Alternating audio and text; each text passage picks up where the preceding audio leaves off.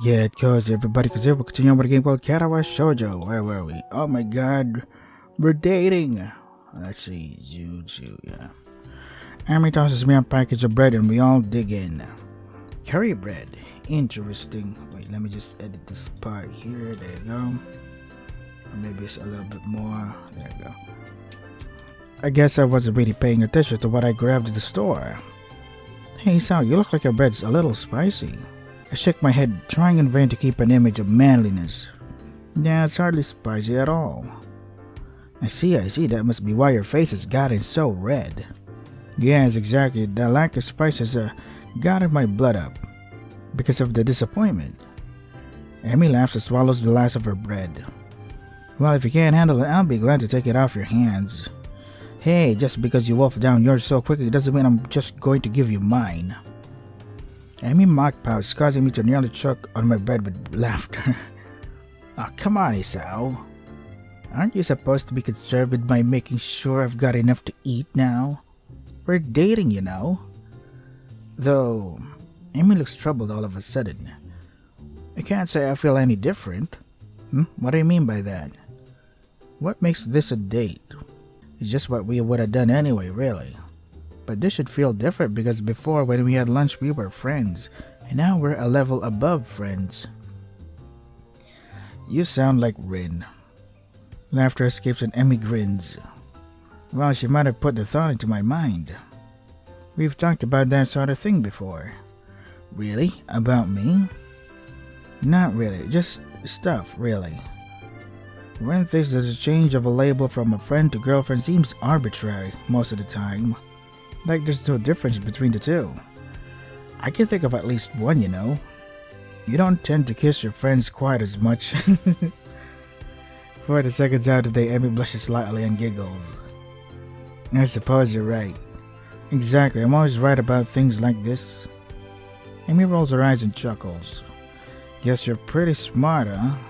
I nod in agreement. Yep. Even Muto thinks so. He thinks I should go into some scientific study after graduation. Emmy raises an eyebrow. Oh, really? Yeah, I'm thinking I might actually just do that. Really, the more I consider the idea, the more it appeals to me. I make a mental note to look into a little more closely. So, what are you thinking of doing after graduation? Still planning on running?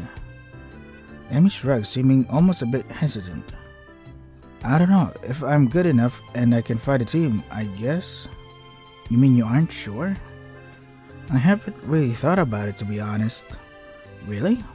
You probably should, you know. Graduation isn't that far off. Emmy fidgets a little nervously. Yeah, well, it's far enough, right? Besides, I've got other things to think about. There's a mischievous flash behind Emmy's eyes and I suddenly find myself gloriously pinned against a tree. Like making sure this is a real date, right? Shit, man. No, man. I mean, if you don't kiss, then it's not a date at all, right? Yeah, I suppose, strawberries and curry, not the best combination, but I don't think I mind. Lucky bastard. Emmy sits back on my legs and grins again. There, science would approve, right? I have the oddest mental image of Muto nodding seriously and making a mark on some checklist. Can't help laughing at the idea. Well, I'll admit, this is the first time I've ever witnessed a kiss being met with laughter. Should I feel offended? No. I'm sure science approves. Emmy beams at me, and I find it increasingly difficult to keep my brain functioning properly. Oh, good. It is at this point I notice that Emmy has stolen the remainder of my curry bread, while I was otherwise occupied with images of teachers wielding clipboards. Hey! Emmy tries to look innocent, but considering she's just crammed the last bits of my bread into her mouth, it does not appear to be working. Hurry, Corner. Thief! A shrug from my companion is all I get in response. You used your feminine wiles on me. I wasn't that hungry anyway, but I still feel that the point needs to be made. Amy seems confused by the phrase feminine wiles, but the understanding dawns on her features after a moment's thought. Was it anything of the sort? You were laughing. Feminine wiles don't involve laughing. Guess I can't argue with this. That doesn't change your thievery. Emmy laughs at my injured tone and gives me a playful shove. Fine, you can have the instant noodles. Are you kidding? That stuff's terrible. If anything, you should definitely eat it as punishment. Another laugh from the girl sitting on my legs, both of which have fallen asleep by now. I twitched one leg to try waking it up, which has the unintended effect of unbalancing Emmy, who falls to the side with a startled eep. Whoops, sorry about that. Legs fell asleep on me. Emmy remains on the ground, giggling. I stand up a little shakily, feeling the nerves in my legs return to normal. My eyes wander over the scenery before fixing on the figure of Emmy, who has yet to get up. Her hair is played out around her head. Her arms are spread, and laughter is bubbling up through her mouth. See, this is the thing that I keep complaining about in romance stories. You have to make your main character and lead female character enjoy each other's company, have great chemistry and shit. Not this forced bullshit that, hey, because you're the main heroine, I suppose you should just buy it as it is. Like, come on, man. You can't do that. You have to make the audience believe, convince your audience that these two characters are meant for each other, you know? This is great writing, man. And the first basic thing you can do is make them comfortable around each other. Make them enjoy each other's company. This does exactly it, 100%. Everything about Emmy seems condensed into this one image. Her energy, her spirit, her childish giggling. The urge to lay down on the grass with her rises swiftly from the back of my mind to the forefront of my thoughts. And indeed, I am convinced that I would love nothing more than to do just that. Unfortunately, the sun has set. It is probably time for us to get back to the dormitories. While Emmy may be happy to stay out here all night, I don't think I have that ability.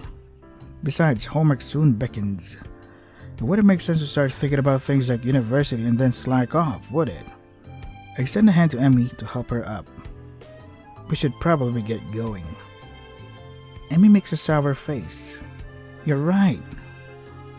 She grabs my proffered hand, and I pull her to her feet into a hug. Aw, this time I'm the one who kisses her, unable to resist having Emmy against me. Seems a shame to leave, you know?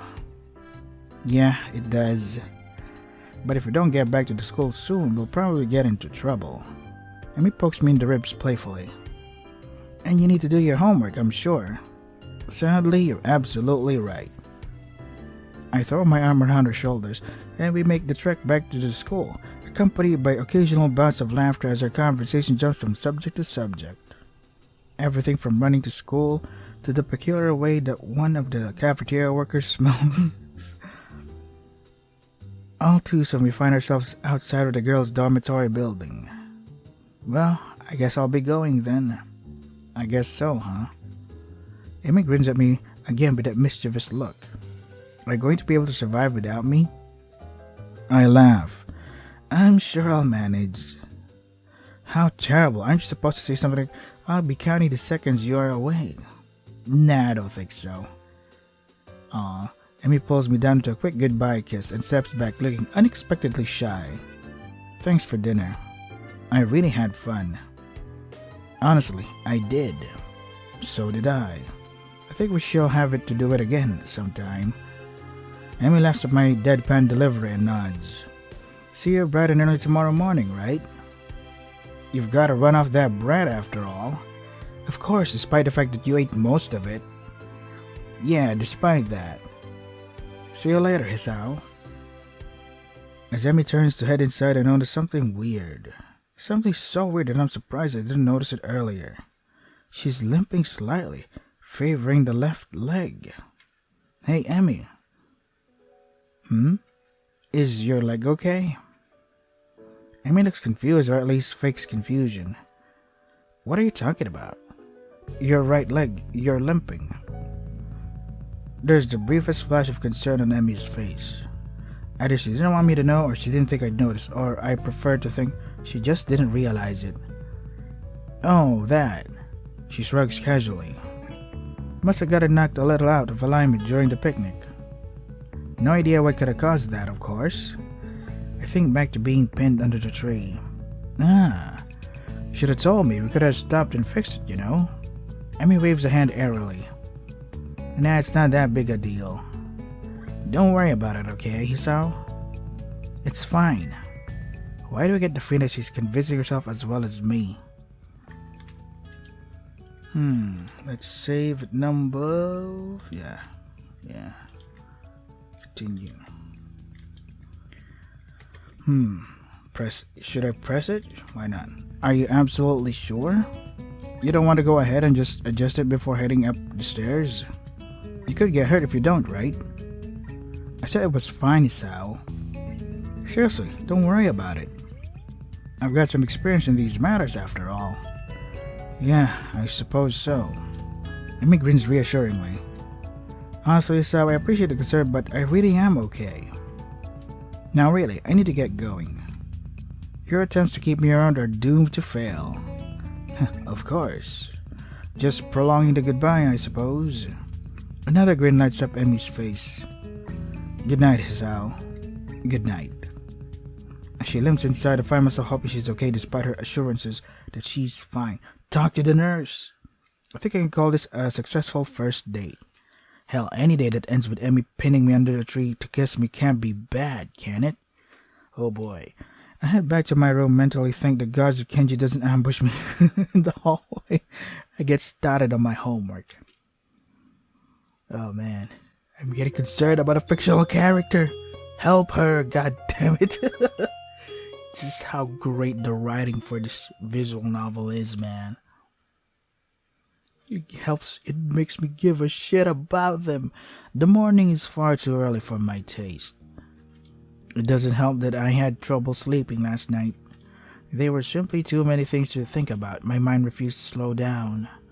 Instead, I replayed the rooftop, the park, and everything else over in my mind. There's a small part of my mind that is still paranoid that this has all been some kind of joke. That I'll meet up with Emi at the track and she'll act like nothing happened yesterday. Pushing these thoughts to the back of my mind, I throw on my running clothes and open the door. Emi's waiting for me with her usual smile. You're late. Or at least you're not early today. Are you tired or something? I find myself ruefully rubbing the back of my head. Something like that, yeah. Lots to think about and all that. Emi giggles at my mild understatement. Yeah, I didn't sleep that well either. I was actually glad you weren't early, cause I wasn't early either. Wonder if the same thing kept us awake. The image of her weeping face passes through my mind. What kept you up? Emi's expression falters, but she quickly notices my curiosity and forces a smile. Nothing important.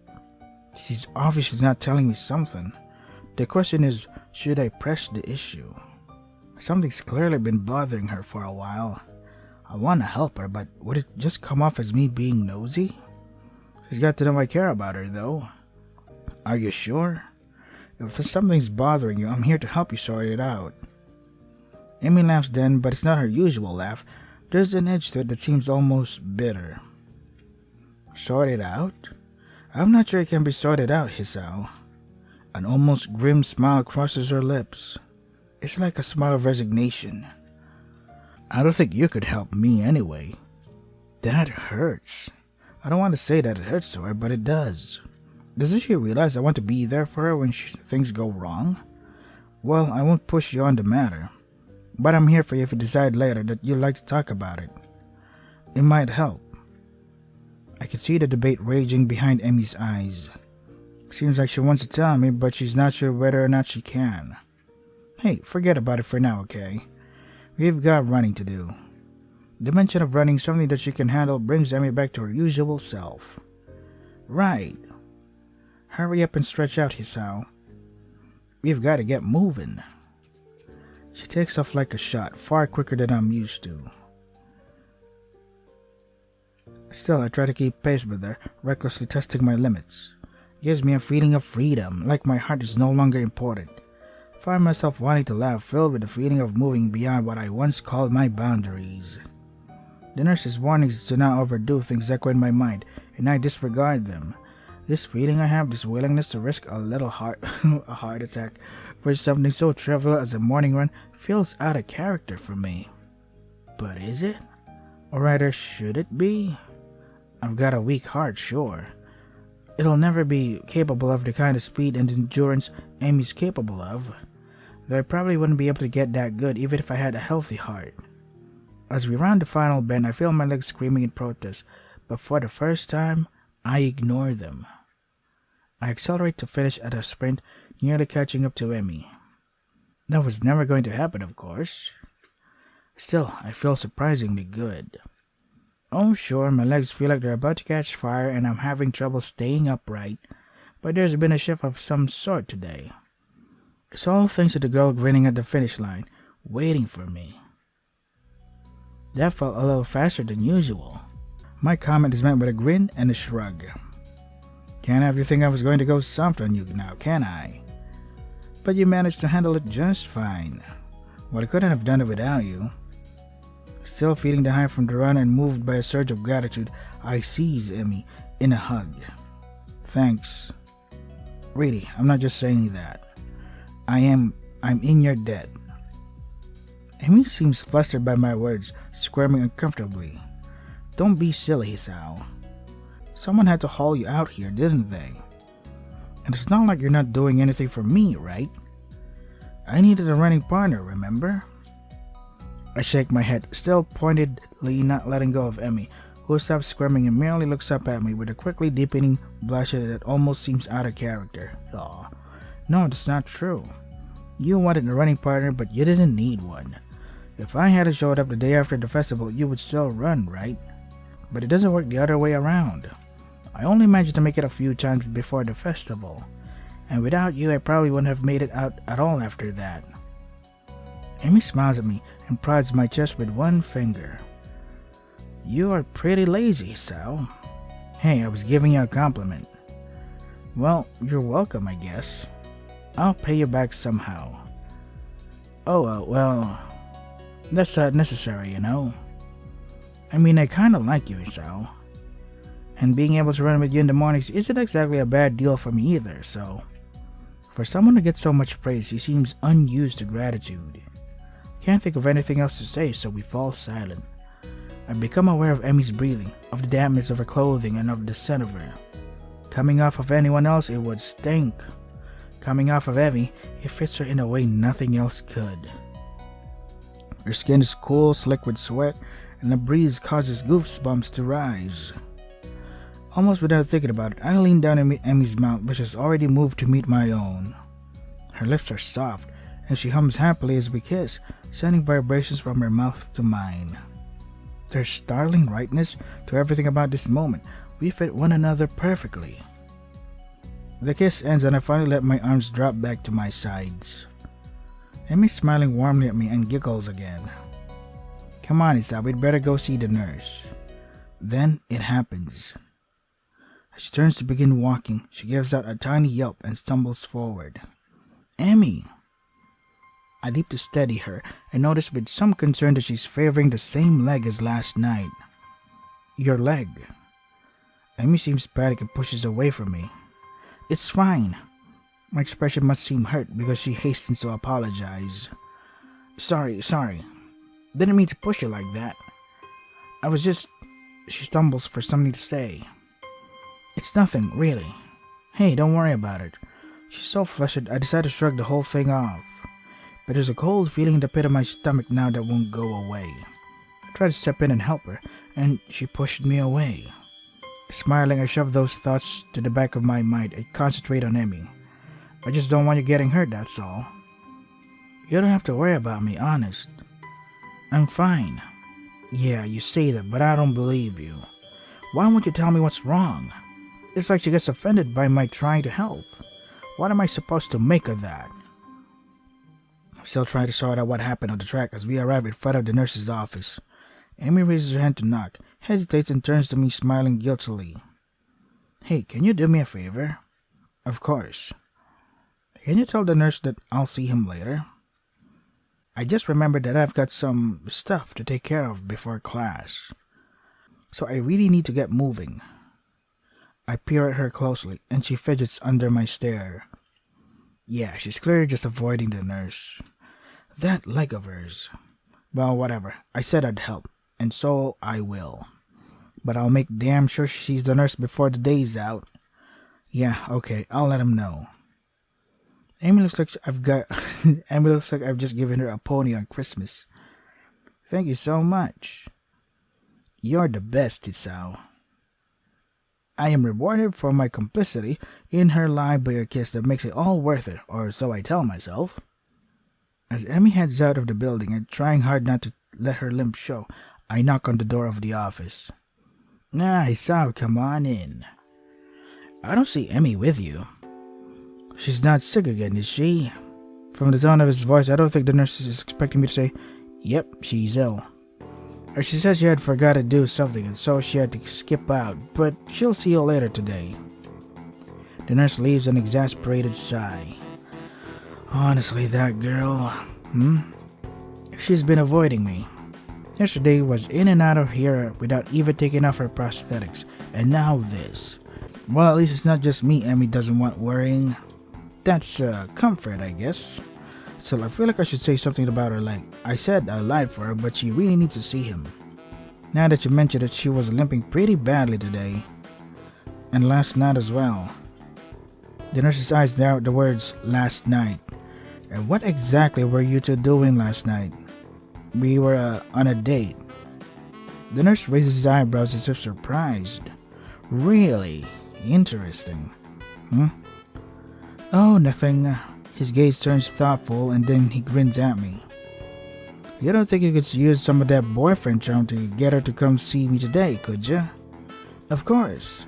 I was planning on doing that anyway. I think she's really hurt and just pretending she isn't. Yeah, she does that. Afraid I'll make her stop running.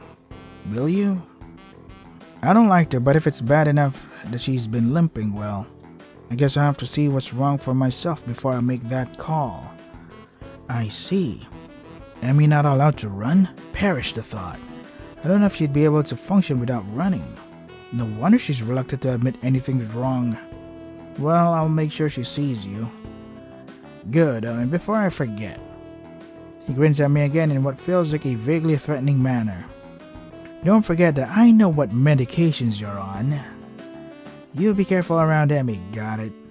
Wow, he looks serious too. Got it. Don't hurt Emmy, wouldn't dream of it. Grand. I'd hate for you to be late. Huh? Late as in the late Hisao Nakai. He frowns briefly, dissatisfied. Sounded better in my head. Well, at any rate, get out of here before you miss your first class. You've got things to do, I'm sure. Shoo. As I leave, I notice the nurse pulling out his phone and dialing a number. Meiko, you notice being a pain in the ass again. I'd better head back to my room or I really will be late.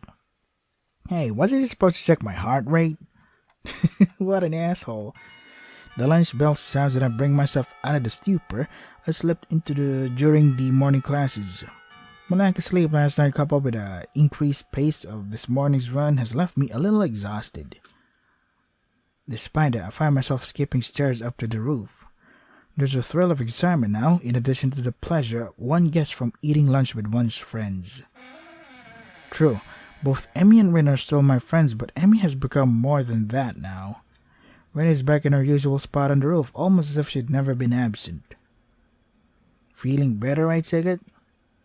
I raise an eyebrow. Is my reward for speaking. Better than what? Better than you felt yesterday? Rin gives my question some serious thought. I'm not sure. I think I might have felt rather good for some of yesterday, but it's all fuzzy. Too much cold medicine? Well, I was asleep and that usually is pretty good. But I can't remember what it feels like to be asleep because I'm not conscious for it. It's a real problem. Then again, if I knew how good it felt, I might not sleep anymore. But this way I keep trying, so I guess that's how I can keep from being overtired. An eternal mystery to keep you sleeping at night.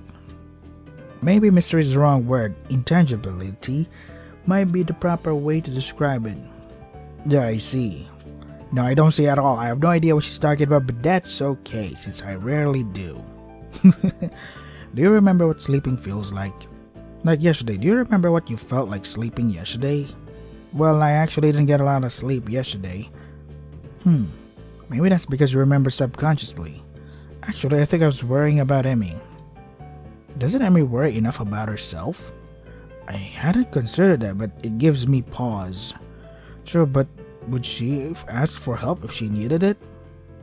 Rin frowns and I raise an eyebrow. Will I get a proper answer? Probably not. Is there something she should be asking for help with? Her leg, for starters. This seems to catch Rin's interest. Leg? It's hurt, but you won't see the nurse about it. Rin shakes her head in disapproval. You have to make her. Like she makes me go to class for her own good. Otherwise, she could lose her legs again, and that's just too weird. Losing things twice. Especially if you don't find them again to begin with. Unless prosthetics are the same as finding something. But that's a different kind of loss, isn't it? Yeah, I think so. I wonder. Wonder what? Uh-oh. Amy seems to have snuck up on Rin and me, though Rin doesn't seem especially surprised, which is itself unsurprising, I suppose. Rin manages to sit herself upright quite expertly, throwing her upper body forward and using her momentum to right herself. Your leg, how's it feel? That earns me a frown and a bit of a glare. It's okay, I think. Not worth worrying about. Tell that to the nurse. He's quite insistent that you visit him, you know. Emmy pounds like I've just told her she's been grounded. He worries too much. It's not a big deal, just a little soreness. I try to resist rolling my eyes in exasperation. If it's nothing, then you should have no problem seeing him, right? Emmy narrows her eyes suspiciously. Did he put you up to this? Well, maybe, a little. But that's not the point. I would have reminded you to see him anyway. It would be terrible to see you really hurt and not doing anything about it. That would make it worse, and I don't really want to see you hurt, you know. Call me crazy, but I kinda would have preferred to see you happy and healthy. With each statement, Emmy's frown fades a little more until eventually she's grinning, albeit a little shyly. Well, if you're going to put it that way, then I guess I'll have to see him. Otherwise, I'll keep worrying, and then I'll never hear the end of it, right? That's right, I'll keep bugging you about it, and that might put a damper on our dates. How's the food, Hisao? Talk to the nurse, Emmy. How was your day, Hisao? Talk to the nurse, Emmy. Hisao, I think I'm ready to go talk to the nurse, Emmy. See, it doesn't work that well. Emmy giggles at my high-pitched rendition of her own voice and gives me an affectionate shove. My voice isn't that high, jerk. I thought it was pretty accurate. Emmy and I stare at Rin for a while before I burst into laughter. Emmy crosses her arms and huffs, mock offended. You're both jerks. Such vile calumnies from you, such vile something from you, young woman. I'm stunned that you would call me, of all people, a jerk. Honestly, I don't know what to think. Emmy sticks her tongue out at me. You ass. So Rin, how's the eye club these days? Oh, change the subject. Rin, seemingly as surprised by this sudden change of topic as I am, takes a minute to think before answering. I believe it is okay. Although Namiya keeps telling me to work harder. But I don't think he understands my methods. He always struck me as slightly creepy. Rin ponders the statement for a while. I've never really noticed. But I don't pay much attention to him most days, so maybe that's why. How often do you meet? Thinking of joining Hisao? What? Nah, I've already decided to join the club. Really? Which one? But it's not really much of a club, to be honest. Oh, you joined the tea club? No, I joined the science club, I think. Emmy looks highly confused. We have a science club? Not really, it's just me. Hisao, that's not a club. That's sitting in your room reading books. No, I mean, it's just me and Muto. I'm just the only student so far. Muto? Really? A thought strikes her. Oh, is that what you were talking about yesterday? Your meeting with Muto? Yeah, that was our first meeting, I guess. Amy giggles. Nerd. Hey, I can't help being clever. You know, I could have used your help years ago. You should have had your heart attack earlier in life. I laugh and then I realize it's probably one of the very rare times I've laughed about my heart attack. Hindsight. Yeah. Sorry fellas, but I have to edit here because I have to prepare for work now. So this is goddamn, it's so funny. So this is Katawa Shoujo. If you want to try the game for yourselves, the links are in the description. That is all for today. Stay safe and take care of yourselves. God, this writing is so good. I fucking love it, man.